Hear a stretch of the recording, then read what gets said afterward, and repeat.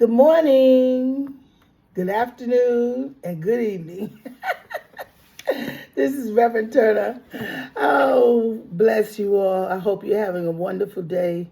I pray things are moving the way that you desire, that God desires in your life. His ways are not our ways. His ways are far better than anything we can imagine. But I wanted to just stop for a minute and let you know this, that Daughters of the King is an organization that was formed over 30 years ago, and is Daughters of the King still standing. I hope you can see this. And the words are probably backwards, but you can see the logo. And Daughters of the King is a domestic violence awareness organization. October is the month for domestic violence, and is represented by purple, the color purple. That's why I have on this purple ribbon here. It was originally, proposals were originally written up in 1981. In 1989, Bill Clinton signed it into law that domestic violence is actually a crime. So this month, the theme for Daughters of the King is the woman God sees. Can you see that? The woman God sees. I chose this theme, it was on my heart, because sometimes we think that no one sees us. We think we're all out there alone, especially when you're going through domestic violence. You feel so lonely. You don't want to tell anyone. First of all, the person has already isolated you from friends, family, anyone that could give you any type of support, and you feel alone and lonely, and you think no one sees and no one hears. But let me tell you something.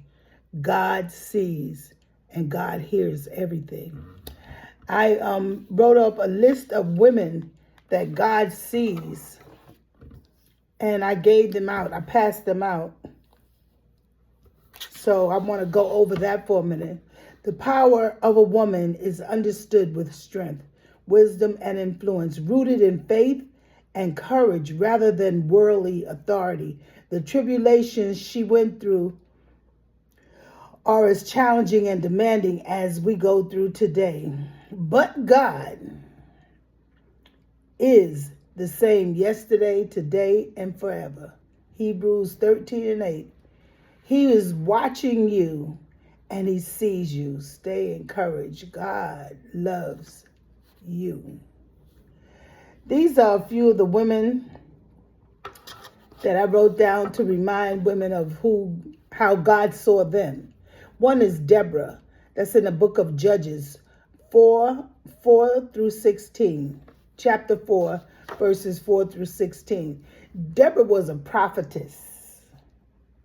She ruled over the Israelites. They would come to her for advice. This is prior to having a king. God gave them Deborah. She was the woman that God saw. Rahab. Rahab, some people call her a prostitute. I don't know. She had a club. And everyone used to come to her bar and they would hang out. But one day, Joshua sent 2 spies around, and they ran in there to hide because the soldiers were after them. And they asked, for shelter. She gave them shelter. She hid them away. She supported them in a way that she had no idea the advantage that she would have. And the advantage that she had was that she said, I know you are God's people. I've heard of you. And don't worry, I have you and I will take care of you. And that's exactly what she did. And she helped them escape so they could get away and they can get back to Joshua. Ruth. Now, Ruth in chapter 1, verses 16 through 21, she was loyal to her mother-in-law. All you hear are mother-in-law jokes, in-law jokes, but it's some mother-in-laws that are made to be honored. They are honored. I had a mother-in-law like that. And some of these mother-in-laws were made to be honored. And Ruth was a woman that God saw, and he watched over her. Then we have Esther. Her name, her Hebrew name is Hadassah. She had to have a different name when she went in because she didn't want to be recognized as Hebrew or an Israelite. So Esther, her uncle told her that he heard all of their people were going to get killed and annihilated, and he needed her to go to the king and plead for their lives. However, it was against the Lord to go to the king unless he beckoned you. If he didn't ask you to come, you could be killed. But her uncle Mordecai told her that she had to go. She is meant for a time like this, not to just sit up in the palace and enjoy everything while her family and her friends, not really family because she was an orphan and Mordecai took care of her. And she went to the king, but she told her girls that were close to her, we're going to fast and pray for 3 days, and then I'll go to the king. And if I die, I die. But guess what? God saw this woman, and he took care of her. Then we have the Shulamite woman. In the songs of Solomon, you can find her. Chapter 5, verse 6. She was a black woman. Verses 13 and 14, she was in love with Solomon. She would tell those girls, back off, this is my man. He loves me and I love him. He lay on my breast all night long. It's kind of humorous when you find out the truth about some of these people, because they were just like you and I today. Then we have Zipporah. Zipporah was Moses' wife, and you can find her in Exodus 2, verse 21. They called her a Cushite. Cushite means she was a black woman. And I'm not trying to go and find and dig out this information. This information has been in the Bible all the time, for years. But we overlook it and we don't see it. And the next woman was the unnamed woman.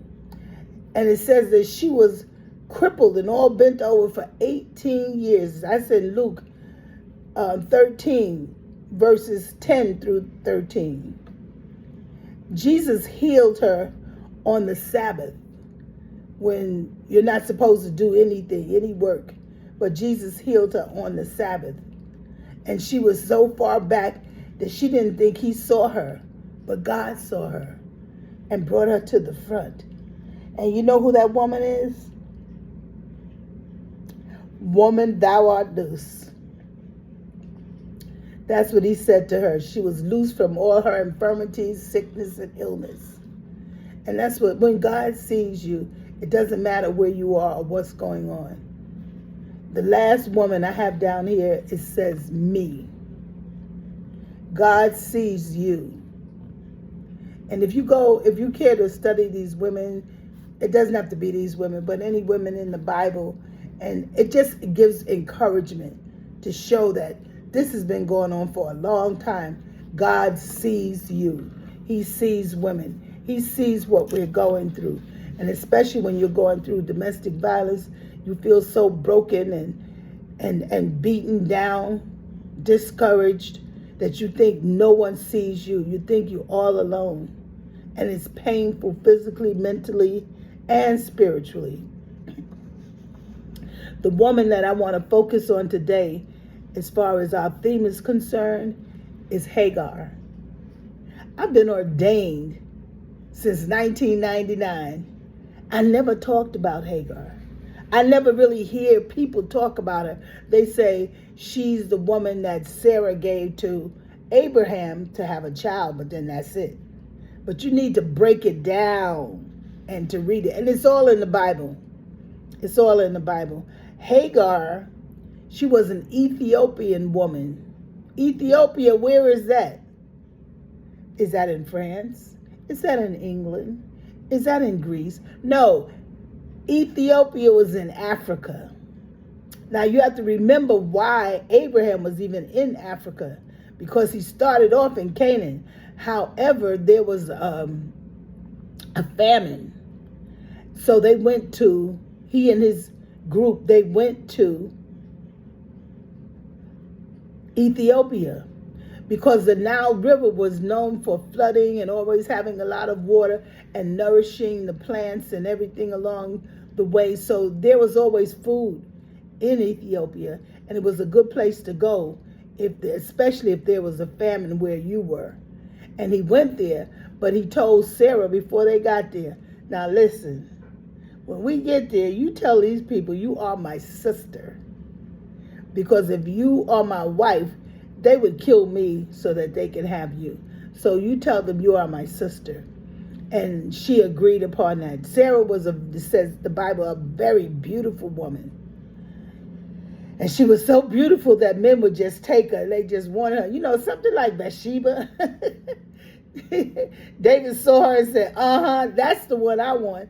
And he sent her husband out to get killed. Well, I guess Abraham heard about that. Well, actually, this was before Abraham, so I guess it was a thing. So Abraham told Sarah, you tell them that you're my sister. And he told the Pharaoh, when they got there, this is my sister. So they said, okay. So they took Sarah and sold her into slavery. So they put her in the house with all the other girls, with all the other fair maidens. And she stayed there until things started to happen. God saw Sarah. And then he put a plague went through the kingdom there. And the Pharaoh began to look. He said, everything is going wrong. What is this? And I don't know what happened, but he discerned that there was something wrong with this situation. And it happened as soon as this woman, Sarah, and her brother Abraham came. Then he realized and he found out that Sarah was Abraham's wife. He was also upset with Abraham. So he kicked Abraham out, but he blessed him with food and things that he needed, everything that he needed, he sent him away with. And he also sent them away with a slave woman or a maiden, you want to call her, and that was Hagar. So Hagar was with Abraham and Sarah. Then it goes on to say that Sarah couldn't have any children. So she wanted Hagar to lay with her husband. And she said that whatever children she have would be hers, would be theirs. Abraham agreed. Of course, you know, a man, when is a man going to turn down a proposition like that? So Abraham agreed, and it says that they were in Canaan for 10 years. And I don't understand the significance of that, but Abraham went into, that meant he had sex with Hagar. Although Sarah condoned it. As a matter of fact, she set it up. And I don't know how long or how many times, you know, it doesn't say in the Bible how long they had sex or how many times they had sex. Well, you can get pregnant by having sex one time.